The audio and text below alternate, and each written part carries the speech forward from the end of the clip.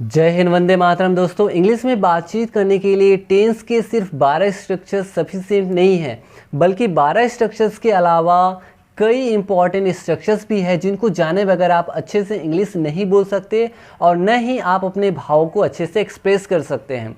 इसीलिए दोस्तों, मैंने आपके लिए यह वीडियो लाया है ताकि आप जान सकें कि कैसे हम एक ही सेंटेंस को अलग अलग तरीक़ों से बोल सकते हैं।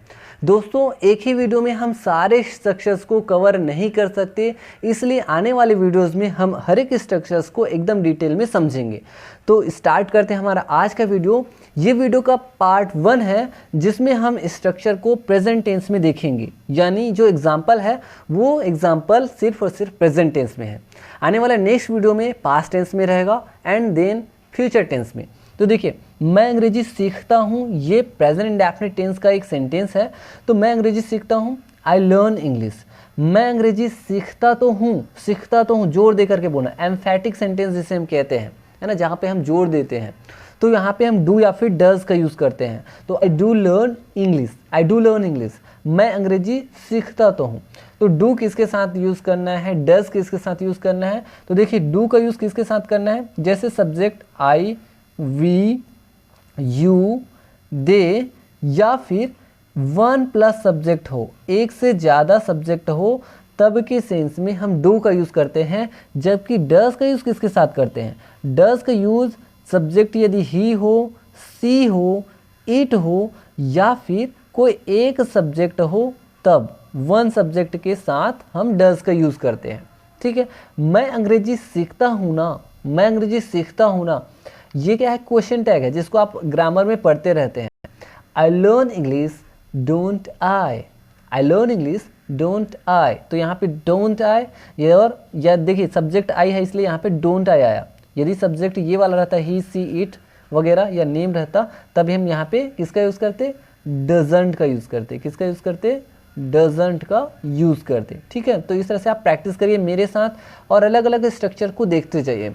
मैं अंग्रेजी सीखता रहता हूँ, कंटिन्यूटी दिखाया जा रहा है, तो यहाँ पे हम कीप का यूज़ करते हैं। I keep on learning English, मैं अंग्रेजी सीखता ही रहता हूँ, मैं कुछ नहीं करता, सिर्फ और सिर्फ अंग्रेजी सीखता ही रहता हूँ। तो यहाँ पे हो जाएगा I do nothing but learn English,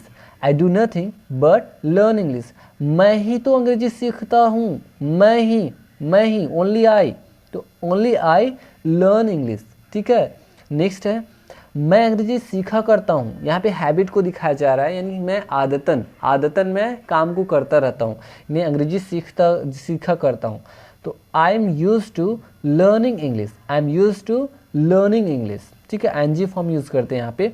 मैं अंग्रेजी सीख पाता हूँ, यहाँ पे क्षमता दिखाया जा रहा है, थोड़ी सी क्षमता, सीख पाना। I am able to learn English but not full confidence, a little bit confidence है यहाँ पे। मैं अंग्रेजी सीख पाता हूँ थोड़ा, तो I am able to learn English. मैं अंग्रेजी सीख सकता हूँ, यानी यहाँ पे फुल कॉन्फिडेंस दिखाया जा रहा है। तो I can learn English, I can do this, तो मैं ऐसा कर सकता हूँ। तो यहाँ पे क्या है? Full confidence. तो ये चीज़ें हैं। मुझे अंग्रेजी सीखनी है या मुझे अंग्रेजी सीखनी पड़ती है, यहाँ पे मजबूरी दिखाओ, चाहे आप उस चीज़ को दिखाओ कि मुझे अंग्रेजी सीखनी ही है ना, डिटर्मिनेशन दिखाना हो, तो यहाँ पे हैव टू का यूज़ करते हैं। Has to and have to का यूज़ करते हैं। हैव टू का यूज़ किसके साथ? जैसे सब्जेक्ट मैंने दिखाया ना, I, we, you, they and 1 plus subject के साथ, और ही, सी, इट वगैरह है उसके साथ हैज़ टू का यूज़ करते हैं। किसका यूज़ करते हैं? हैज़ टू का। ठीक है, तो इसको आप याद रखिए। तो मुझे अंग्रेजी सीखनी है, I have to learn English. मुझे अंग्रेजी सीखनी चाहिए के लिए should, I should learn English. मुझे अंग्रेजी अवश्य सीखनी चाहिए, अब हमने अवश्य ऐड कर दिया तो यहाँ पे मस्ट का यूज़ करेंगे। I must learn English. मैं अंग्रेजी सीखने वाला हूँ, I am about to learn English, मैं सीखने वाला ही हूँ, है ना। या फिर इसकी जगह पे आप ऐसा भी बोल सकते हैं, मैं अंग्रेजी सीखने जा रहा हूँ, तो I am going to learn English. ठीक है, गोइंग टू लर्न इंग्लिश का भी यूज़ आप कर सकते हैं अबाउट टू की जगह पे। तो इस तरह से I am going to learn English बोलिए, चाहे I am about to learn English. तो इस तरह से दोस्तों, आज हमने एक ही सेंटेंस को अलग अलग स्ट्रक्चर्स में अच्छे से कंप्लीट कर लिया है।